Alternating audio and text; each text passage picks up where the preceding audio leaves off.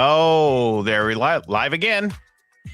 I love saying that. Live again. Here we are. I get excited when we go live. We're talking to people, whether you listen now or listen later. I'm always happy to have a conversation.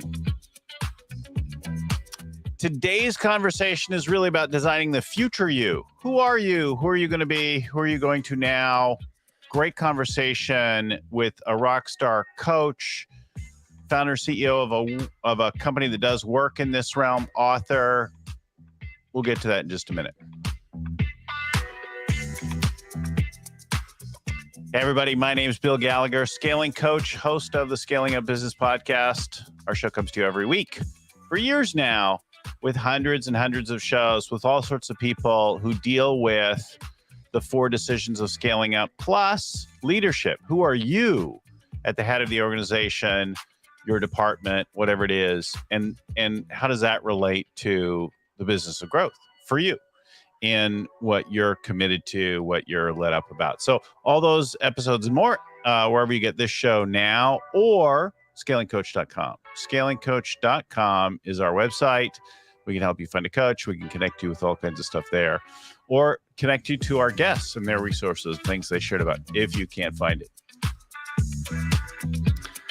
All right. I'm joined now by David Zelman. David is founder and author of transitionsinstitute.com. He's an author.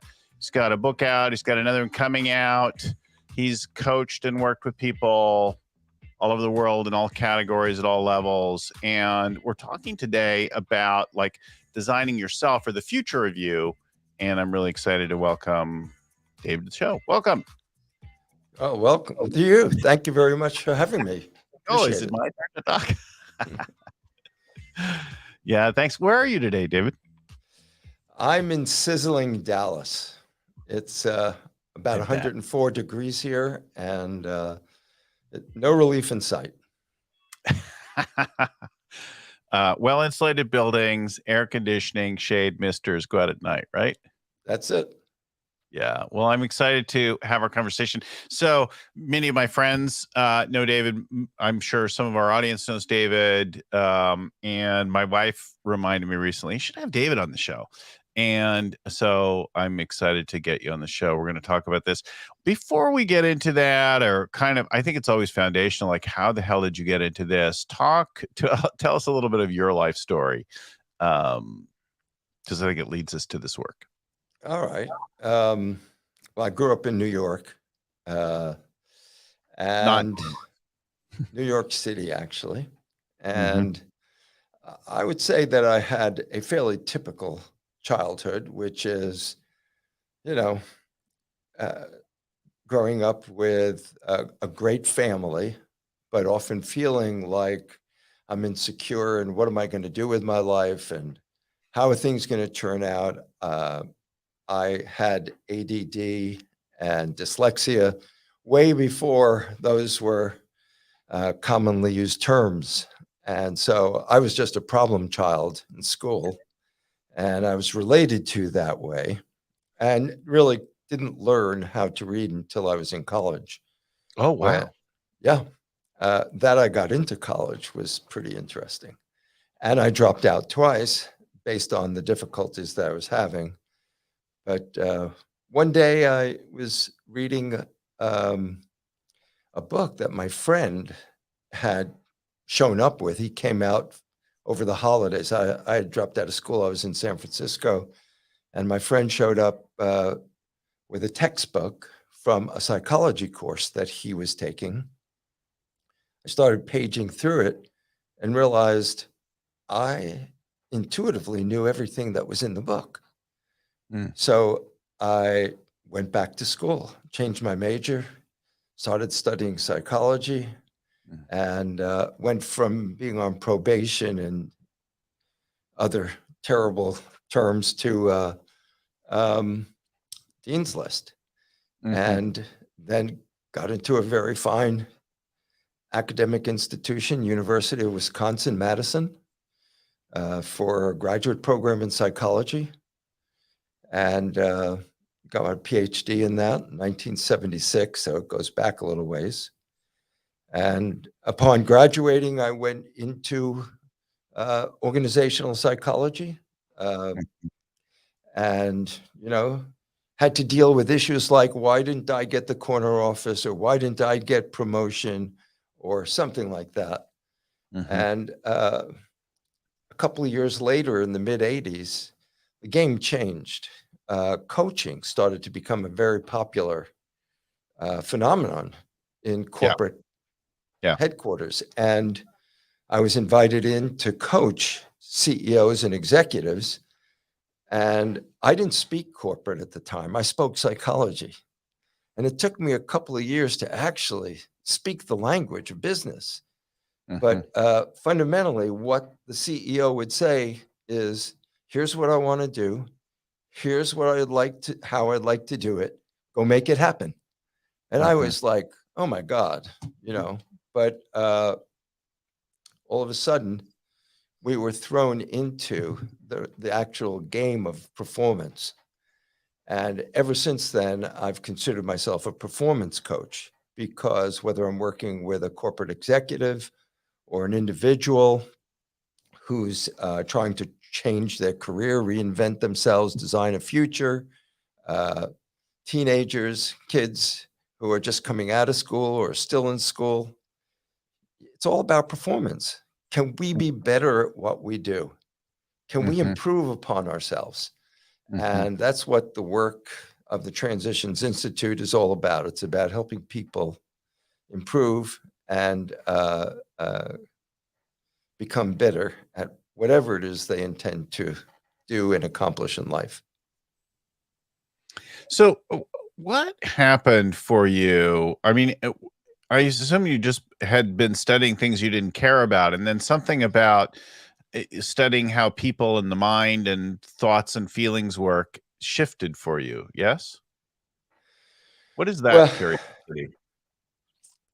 well, initially I was studying for business. My father was a businessman in New York. He had his own company, Mm, and mm, mm. I just didn't identify with being a glue salesman. It just wasn't my future.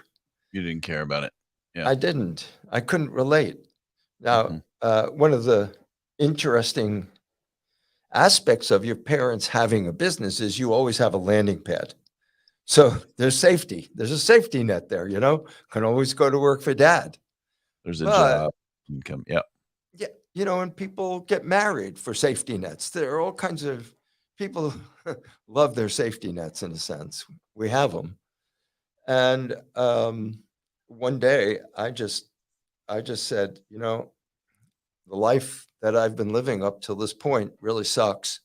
And I want a life that I can enjoy. And I'm willing to go to work to have that.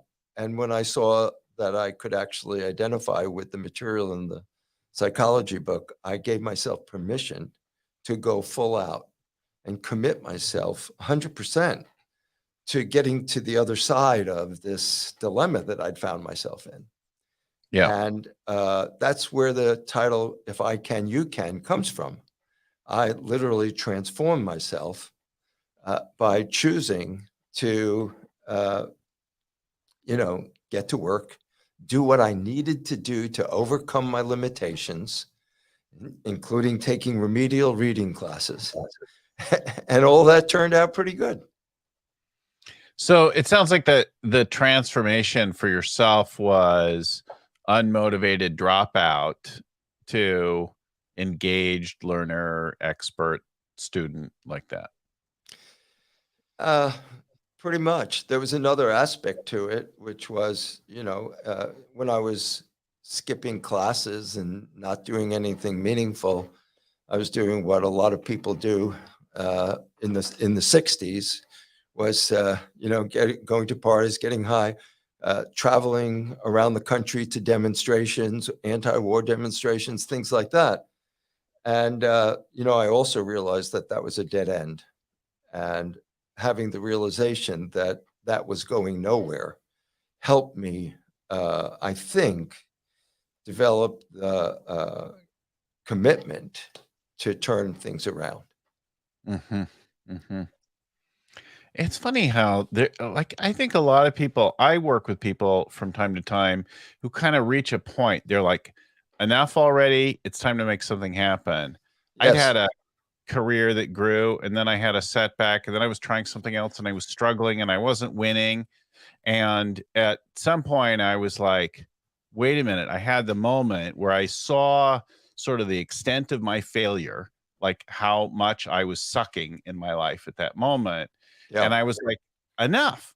And then I did something really bold to say it's time to cause it. And just that like bold commitment. I took on a training program and I spent all my rent money to go be in it, but it could have been almost anything that I did that weekend, because I was really committed to causing a shift and a change in my life in that moment. I was just like, oh my God, this ends now. I think that those moments, everybody should have them. I think that Yeah. there's an amazing opportunity that lies on the other side of really taking yourself on and committing yourself to uh, living into your potential. One of the things that I like to say to my clients is dying with your potential intact is not a good idea. So how do you On your lean into that? tombstone, right? Lots of potential here. Yeah, right. Not good. On the other hand, we do have unlimited potential. So the game isn't, fulfilling your potential. The game is living into it, leaning into it. And Mm, that's a part of the trajectory for designing a second life is mm. really about recognizing that we have unlimited potential and then giving ourselves permission to really access that. Then the Mm, question becomes how, right? mhm, And mhm. if you'd like me to speak to that a bit, I'll be happy to. Well, because I think if we get into the concept and stuff, the how, it'd be useful to share some of the other stories. In preparation, you shared about Paul and Susan, Alex and Mike. Talk to us about one of those, or a couple. Sure. Yeah, Um, I've been doing this for 40 years. So when you asked for stories, it's like, oh my God, where do I go with this? So I we just, got a lot. Yeah, yeah, yeah, yep, this endless. yeah, Um, yeah, yep, yep. but Mike was a very successful businessman, international. He owns companies around the world. He's got tens of thousands of employees, uh, works out of New York. And, I'm wondering, why is he meeting with me? What do I have for him, right? Yeah, So we're having breakfast in New York and we're meeting each other. And he says exactly that. I have many companies, lots of employees. I have no friends. mm, So here's a person who is extremely successful as a professional, but mhm, in his personal life, uh, unsatisfied, not having it go the way he wants, and he's clueless. What is going on here, right? So, in the transitions process, what we do is we tend to look at uh, what are you, how are you thinking? What are you thinking about? How are you acting? Why do you have the world that you're living in? Why is it so? mhm, And what we uncovered was that Mike was number one in everything. He was number one in his NCAA sports career. He was number one in Harvard business. I mean, he was at the top of his class. He was number one always. mhm, And, one of the funny stories he told me was that he was playing in a tennis tournament and uh, the person who he defeated for the championship congratulated him and said, he was really glad I won. And I said, you got to be kidding me. Anybody who's that good also wants to win. They weren't happy for you. They might have been very gracious, but mhm, everybody wants to be a number one. And if you're going to be the only number one, you're not going to have room for other people around you. You're mhm, setting yourself aside from them, above them. Mhm. So we designed a project for 6 months in which his job was to create other number ones in Mm, business, in his mm, personal life, et cetera, et mm, cetera. mm, And mm. today, he's living a completely different existence with lots of people who I'd say who are close to him. So that's the Mike story. Yeah. Yeah. So I love a couple things about that. I love, um, first of all, you're going to what's the pain point, right? What is it that's uneasy for you and uncomfortable and like he doesn't have any friends? And then you go to, well, tell me about the rest of your life and how do you look at the world and that kind of thing. And it exposes like I have to be the best at everything, which maybe wasn't even that conscious for him at the It time. wasn't. It Yeah. was not. Yeah. And then you start to look at, okay, but what's the cost of that? What's Yes. the other side of that in all these things? And I think that's so great because we don't even notice, oh, if I have to be that, like, who does anybody else get to be around me? Yeah. And man, I mean, there's, like I said, so many stories. But, Yeah. the Paul and Susan, a Yeah. couple of people in their 60s who are enjoying a relationship. And uh, Susan wants to get married. Paul says Mm, he wants to get married.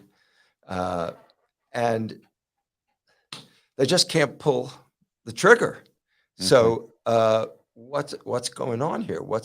And what you see is that there's there's a flip side of commitment. When you mm, commit to A, you're often eliminating B. mhm, And it's along the lines of what you just said. There's a cost. mhm, But mhm, if you don't commit, you don't get the value that's there for committing. You don't have mhm, the opportunity. So a lot mhm, of people hedge their bets and try and play both sides of the story. And again, like you said, they do not see the cost of, protecting themselves. So a mhm, lot of people have a fear of committing. But what I like to tell my clients is, uh, you are 100% committed 100% of the time. The only question is, what are you committed to at this moment? And what are you willing to be committed to? mhm, Because there's never not a commitment. mhm. Someone comes into my office and says, I have a fear of commitment. And I say, are you committed to that? It's like, hello. Are you sure about that? Exactly. You're going to hang Yeah. on to that one?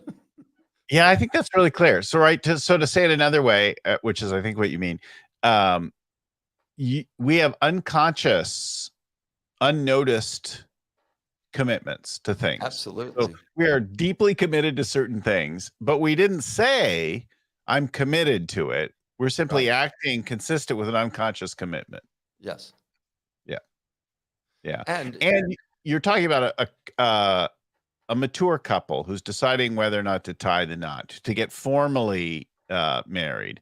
right. But if you think about it, right, our audience is typically business leaders trying to grow their organizations or companies, and from that context, right, there are all sorts of things that you don't commit to all the time. Oh, I'm going to be careful about committing to this partner, or this customer, or this product direction, or this roadmap, or whatever. We don't say yes, I'm in, let's do that, because we're trying to keep options open, but then we're committed to not committing or committed to safety or complacency or right. That's right. There's never not a committing. Question is, and if you want to know what people are committed to, just look. Whatever they have, whatever's going on now, that's the expression of what they are currently being committed to. You have a Yeah. corporate culture, guess what? You're committed to that corporate culture, even if you're saying things like, I don't like it, and so forth and so on. Uh, Often a corporate culture is defined by what people are willing to tolerate. And that's not so good. Yeah. But no one's Well, looking at that. that's Everybody's that looking at the unspoken plaque agreement on the we have wall. about how things operate around here. Yeah. Yeah. So um, I have, I have, stories. Where do you want to go with that one, Bill? Stories are good. Before we move on from that story, though, I think the other thing that you reminded me of something there. I heard something that was relevant. So it's committing. Oh, right. So we were talking about unconscious commitment, which I noticed, right? So there we got various things that are sort of the default, like we're kind of trudging along. We don't even notice that we have that commitment going on. But then you can say something, right? Like, will you marry me? I do. Or will you buy from me? Will you sell to me? Like some other kind of a declared commitment that alters our reality now, promising, signing on the paper that puts some money in or some money out or ties something to something, and that alters something in that moment as soon as you speak it or write it or whatever it is, right? Or both. Absolutely. But here's what you got to be careful about. And, Mm, 50%, greater than 50% of the marriages in our country end in divorce. So, so there's something else going on, right? Even when right. people say they're committed, are Yeah. they? And, I don't think people truly understand the nature of commitment. And Mm, I think that it's important to understand that. Um, mm, and here's another aspect that compromises our understanding, our ability to commit fully. So you're standing in front of the judge, and he says, "Do you take this person to be your for until death do us part?" And you say out loud, "Yes," but in the back of your head, you hear, "Unless, something happens, right? Unless they do unless, something wrong. unless, whatever, right? They're not going to support me or whatever the unless is." They turn And out the to be like point, that last one. and the point I would like to make is that background conversation has a lot more power than people give it credit for. Mm, And even though the words came out, yes, I declare I'm all in, etc., what people ultimately listen to is their internal conversation. That's mm. where the action is. I could tell you I'm gonna be on that call at 2 o'clock. And I'm thinking to myself, yeah, but I got one that ends at 2 o'clock. If it runs over a little bit, big deal, I'll just jump on. But I don't tell you that. I told you I'd be on at 2 o'clock. Yeah. So it's like, you see, we don't have, our reality isn't clear about where the committing comes from and the nature of it. The seat of commitment is our internal conversation. And Hmm. when you talked about declarations, very powerful form of committing, absolutely. Yeah. But do we realize how many times a day we're committing? I'm tired. I'm hungry. I don't want to. She's not the one. I mean, all these conversations we're having internally, those are declarations that I am listening to and are forming my reality. Yes. Uh oh. Uh oh. No kidding. Uh oh. Now, when I work with people, my job is to make them aware of all of the conversations they're having, all of the commitments that they're making, et cetera, so they can start to be a choice about which ones they're going to empower. Yeah. Which ones are you going to honor, listen to? Because we have that. I had a coach some years ago when I was really training as a coach and a speaker more formally. Um, and I was getting ready to quit this whole effort. And I said, "Oh, this is really, these things are irritating me. And I think maybe this is it for me and I'm out." And she said, "That's fine." I'm I said, "What do you mean by that?" She said, "You probably tell yourself that kind of thing all the time, don't you?" And I said, "Yeah." And she said, but do you really ever?" And I said, "Almost never." She said, "Okay, so keep telling yourself, yeah, maybe this is it for me. Maybe I'm out of here and maybe I'm done with this and maybe they can go to hell." She said, "But remember, that's not who you are. you're the sort of person who has that and then keeps going. And just remember that too. So have those, but then remember, yeah, that's just a thing you tell yourself from time to time, and leave room for that. But remember, you're one of the good ones who makes it across the finish line, who doesn't give up.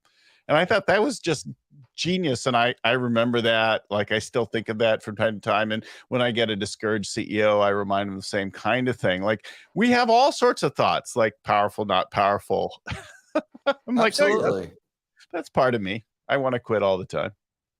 Yeah.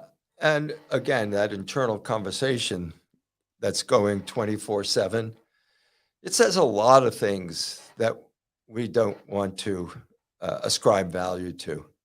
And as a matter of fact, not one of us would take the opportunity to put our internal conversations on external broadcasts so everybody else could hear them. Yeah. They're not fit for public consumption, right? So you have to have a relationship with that whole stream of consciousness, that whole set of conversations. I call them in my work automatic conversations because they just come, who knows where they come from? They just show up, right? It's not Right. like you dialed that one in. No. Right? And I noticed, for me anyway, there are things that I've been having a form of like my whole life. Right. They've been there a long time. So, yeah, we just have to learn how to distinguish the nature of those conversations and then how to, as you said, shift, push them aside and give power to the ones that we intend to. So I think let's have you share another story, because what you talked about, Alex, and what I thought was interesting about this is I take on a role and then I resent it, or I become depressed about it. And I think a lot of times the leaders we work with find themselves in a place where, like, they wished something wasn't the way that it was, but there it was. Yeah. Tell us about Alex. Well, Alex was a businessman. His family had a very successful apparel company, and he worked with his father, and his mother was a part of the company as well. But his father ran the business, and he had a brother and sister who also benefited from the success of the company. Well, dad died, Mhm, and Alex had to take over the business. mhm, And what no one realized was that the business was in trouble. And the mhm, dividends that were being paid to family members were a function of his father going into deeper and deeper debt. So Alex inherited a situation with the IRS, uh, with the banks, clients, et cetera, in which he really had to dig deep and dig the company out. And it took quite a while. And all the while this was happening, everybody around him was kind of annoyed because they weren't getting the dividends anymore. He had to stop that. And no one understood what he did to the company so that they couldn't get their dividends anymore. And he tried to explain the situation to everybody, but fell on deaf ears. There was no appreciation. And one of the they just want it back things, like it used to be, right? yeah, yeah. Yeah. So one of the things that, well, he became increasingly depressed and unproductive, and that's when I entered the picture. And Mhm, I just, you know, this is a story in my second book.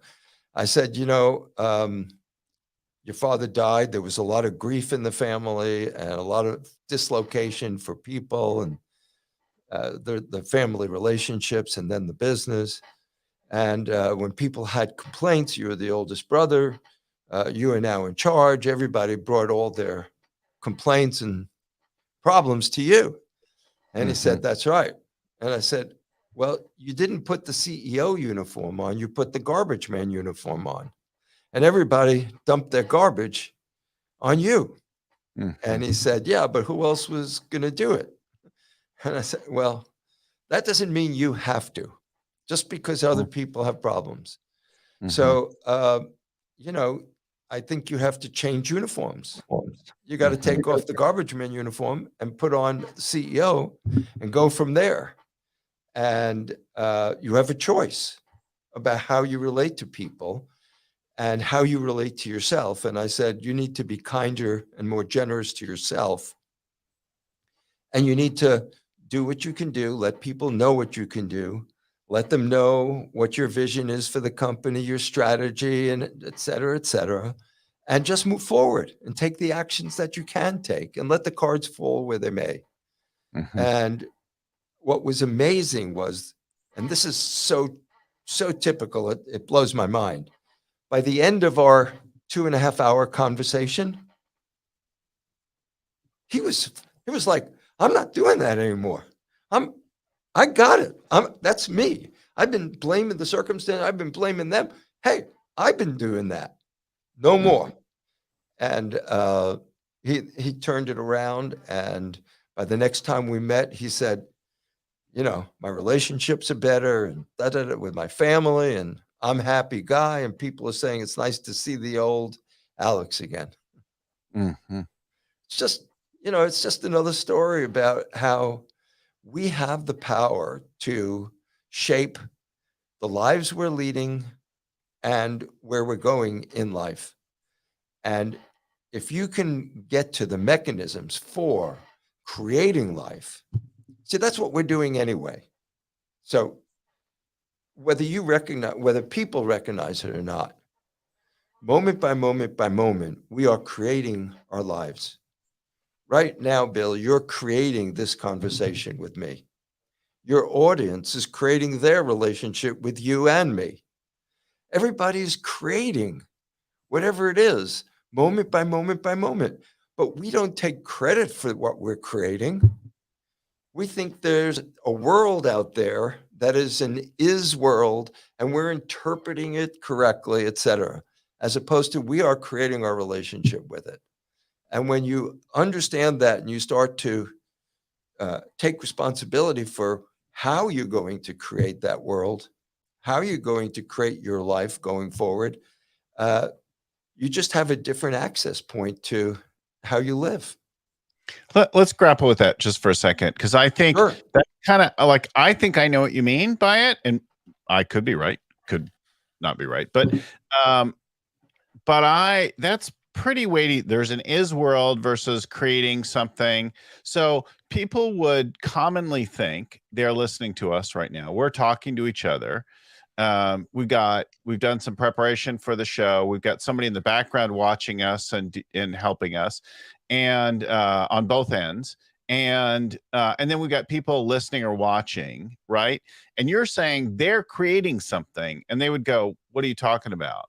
I think when you say that, what you mean is their interpretation, application, and use of what they hear, the sounds and images being presented to them, is the creation. There's sounds and images being presented, but they don't have any absolute value until they're heard, interpreted, and applied. Well said. That is accurate, right? You know, So, the way I like to make this point when I'm in a corporate environment, I'm working with an executive team, you know, I'm saying whatever I say. Yeah. And each person is hearing a different story. There's not just one conversation taking place. If there are 5 people in the room, there are 5 different conversations. Yes. I all the time. It's funny.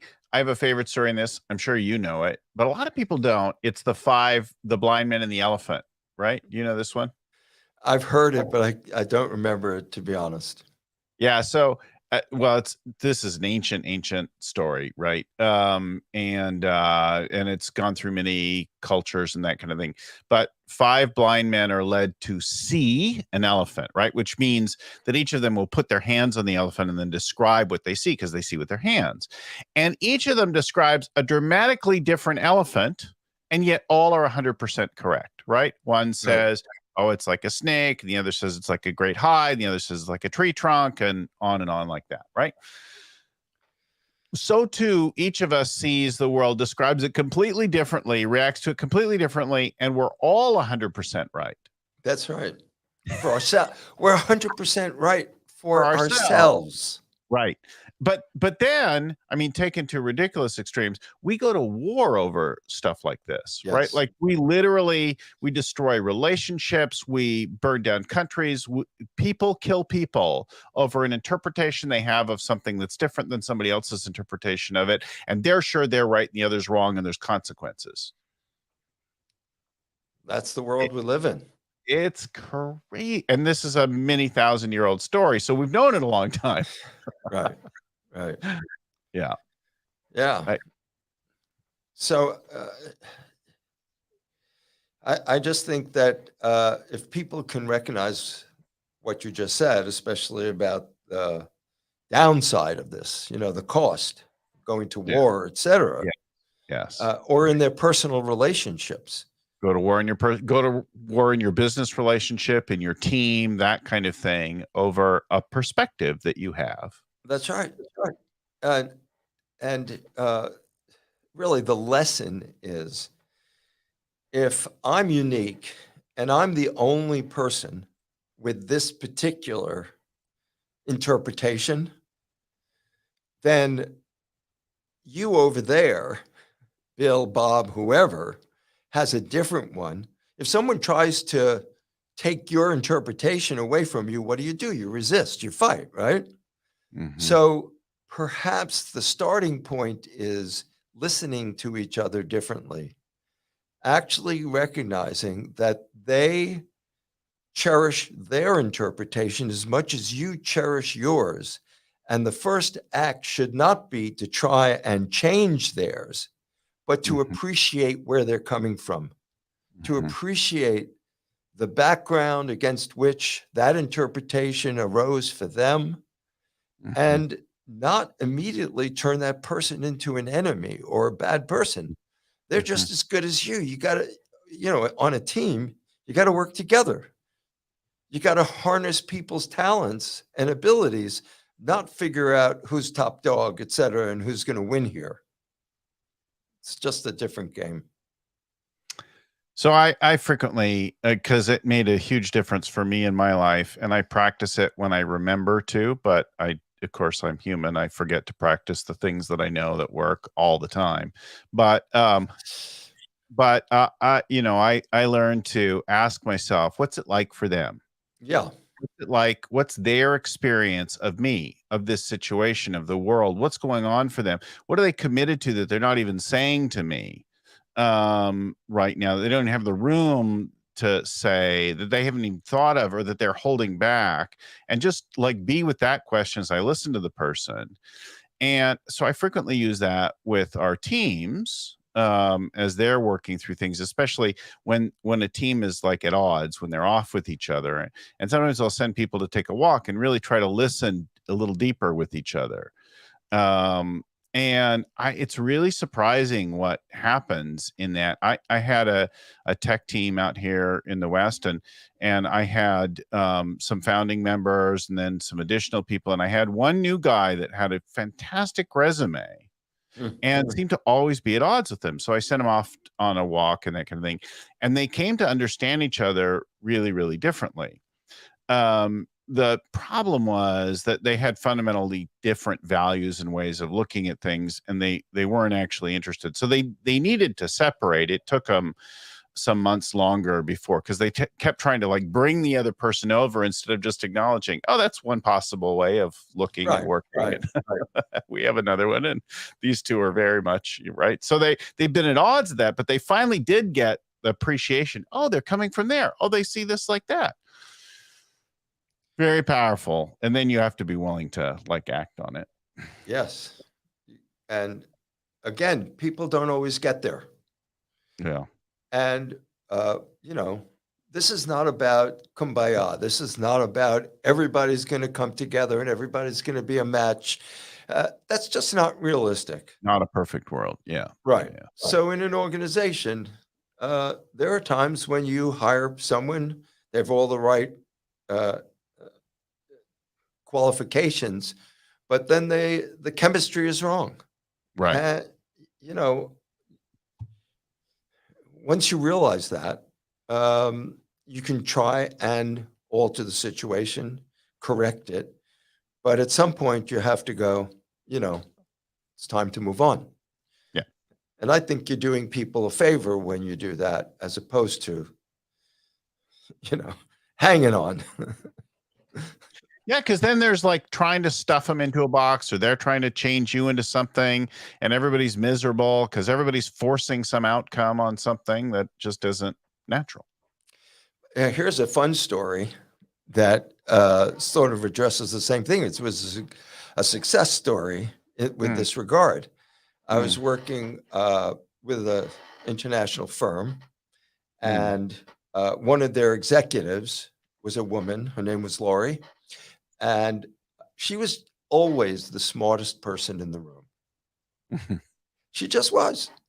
And it didn't matter with the CEO, all the other executives. She was always the smartest person in the room. The problem was she always wanted to demonstrate that she was the smartest person in the room. And you can't blame her. I mean, she knew what she was talking about most of the time. And I said to her, Lori, listen, I want you to be successful in this company, and so does everybody else. Everybody's committed to yourself. Is it possible for us to get 10% less, Lori? Just hang back 10%. Just kind of, stop, just 10%. And, at first she didn't, what are you talking about? And then she finally got the message. And really, it transformed her relationship. She became responsible for how she interacted with other people, to let other people contribute besides for her, and not to steal the show or try and own the mic or whatever it was. 10% less Lori was a wonderful success story. Yeah, because it gave other people a chance to show up, and the whole team to elevate. This notion of being responsible for who you are and how you are is something that's really useful. I frequently try to acknowledge, the way, like, I know there are certain ways that I can be, often am, recurringly, right? Oh, I'm pretty smart, and I'm pretty articulate, and I kind of fill the silence, and I have a lot to say, and I'm kind of salesy, and lots of things that I might acknowledge. I can be really dominant. And that gets you to a point, like somebody being some way and pretending that they're not that way, or not even being aware that they're that way, is really frustrating to be around. And we all know people who keep talking a particular way, and you're like, you look 180 degrees from that. Like, what's the deal with that? You're like left with a different internal conversation. So I try to acknowledge that, and I've learned that and been taught that. But it doesn't always make the difference. And my wife recently coached me. She's like, the next time you tell people that you're like salesy, and you're this and you're that, and you're dominant, and you're irreverent, profane, and that kind of thing, remind them that you're committed to them. That although these are some things you may be from time to time, that your commitment is to them and their success in this relationship. And in the process, like, bring yourself into that. Siri's heard me something there and started talking to me. Anyway, she said that, and I thought it was a powerful ad that I said, I acknowledge and was responsible for the way that I can be sometimes. But then I reminded people of, like what I'm committed to and who I am for them. And in the process, kind of leveled up from that. Yeah. Yeah. One of the things, what you're pointing at is a distinction that I make in conversation. So I think there are two fundamentally different types of conversations. One is called automatic, and one is intentional. Yeah. One is from the past, and it's descriptive, it's, judgmental, but it's descriptive and so forth. And the other is commitment based. It's on behalf of a future. Yeah. So when you tell people, I'm this way, da da da da da da, that's all very descriptive and it's helpful. Yes. But without the additional piece called "and I'm committed to," people don't Yeah. know what to do with it. You Yes. tell them Yeah. what you're committed to. Oh, now I know how to listen to you. Yes. Yes. So it's very important that you do that. I have another story I can tell related to this, if you will. Please. Please. Please. I was working with a performer, a very successful performer out in Hollywood, Mhm. and his wife, and they called me because he was having a problem with drinking alcohol, and when he drank excessively, he became abusive Mhm. and mostly verbal. Mhm. But you know, his wife had enough. Mhm. So she wouldn't forgive him. And, the relationship was very, very strained. So they Mhm. brought me in and we're sitting at a restaurant. We're having this conversation. Uh, and he's like, I don't understand. I told her I'm sorry. What more can I say? I told her, I regret what I did, et cetera, et cetera. And she's still not forgiving me. Right. Uh, can you guess why she didn't forgive him? Well, he's not. There's no design for anything for the future. He's maybe even not aware fully of the impact on her.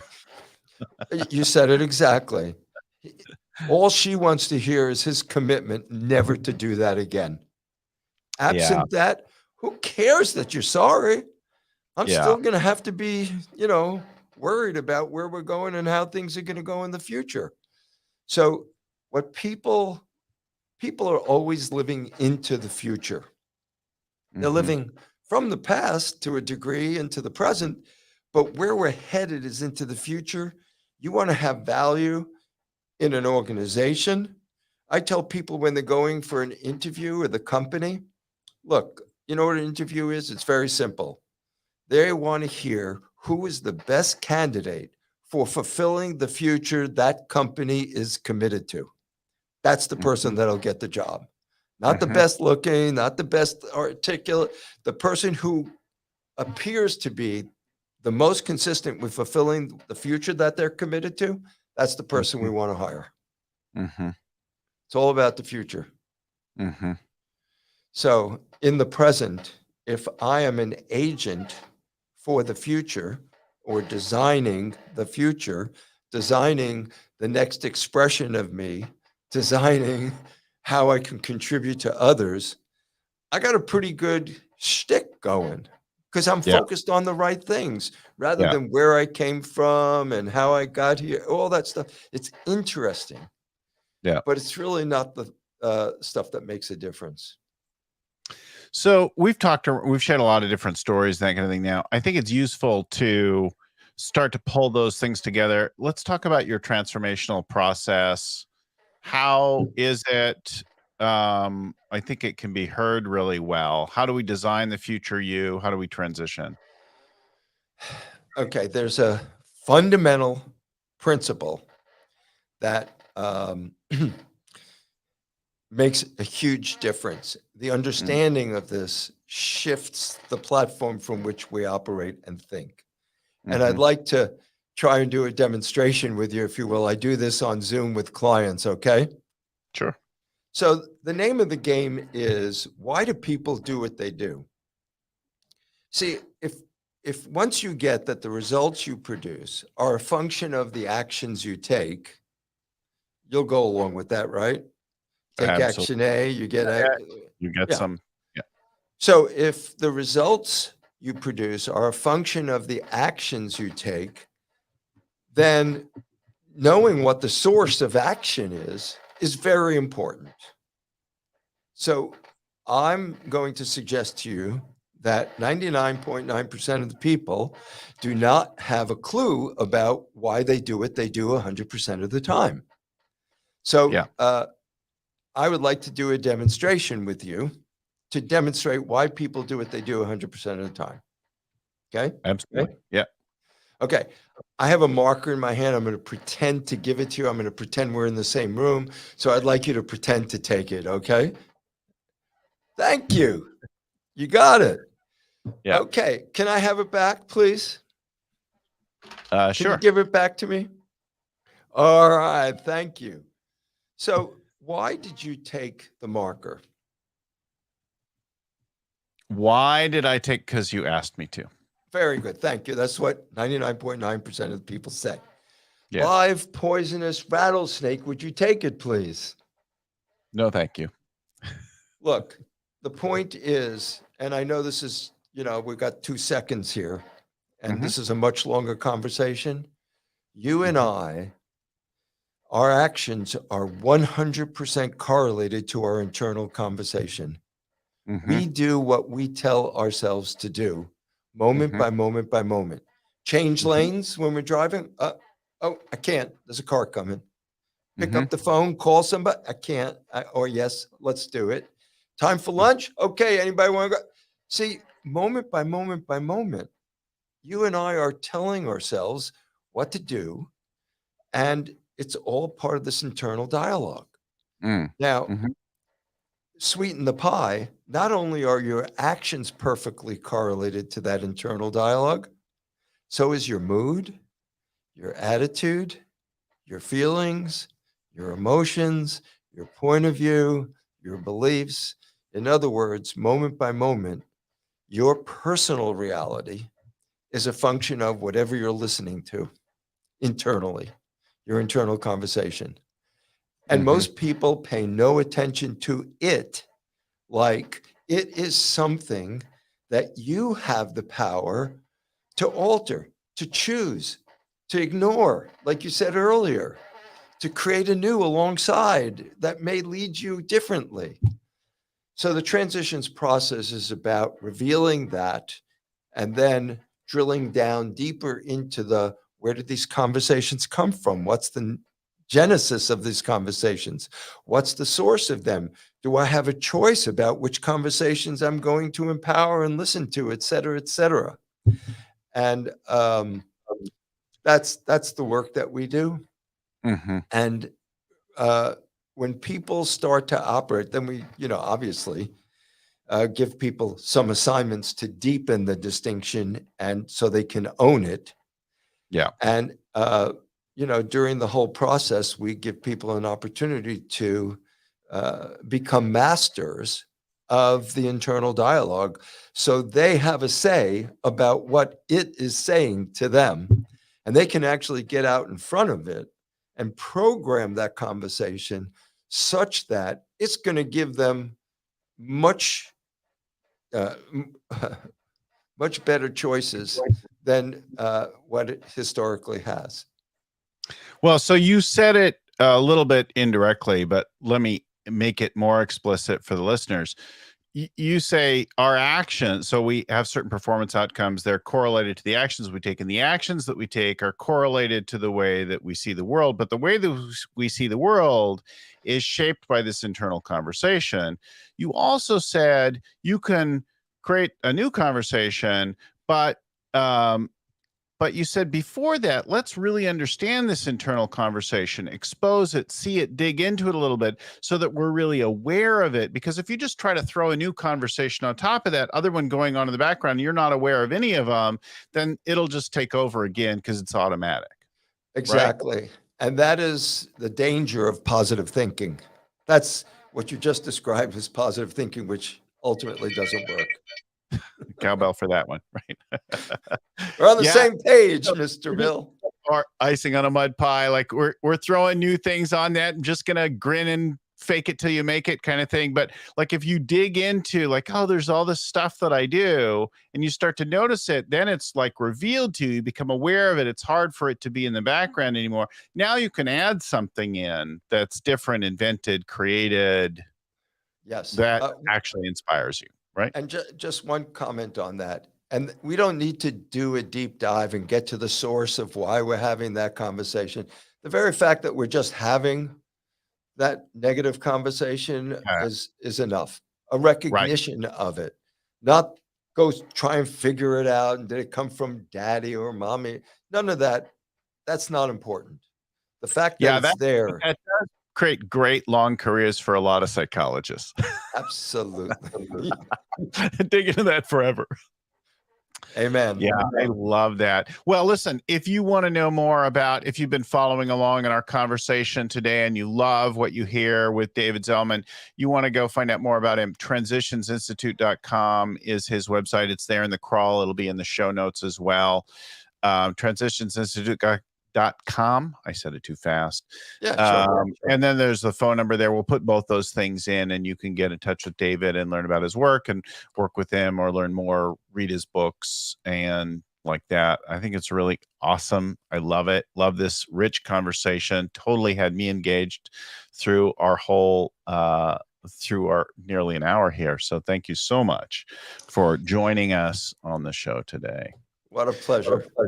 Yeah. And so some reminders, again, if you want to know our old shows, that kind of thing, like, subscribe, get notifications to get them. Facebook, YouTube, LinkedIn. We put our shows out in video and audio everywhere. Probably the biggest source of our audience is on Apple Podcasts, but Stitcher, Spotify, etc., all places that you can go learn and get all of those back shows. We've done now hundreds of them, and you'll find them all there. Also, scalingcoach.com is our website. And if you want to drop us an email, ask a question, follow up more information, etc., if we can help you find a coach where you live or with the kind of thing you're dealing with, info@scalingcoach.com is a good email for us. So scalingcoach.com, info@scalingcoach.com is the email.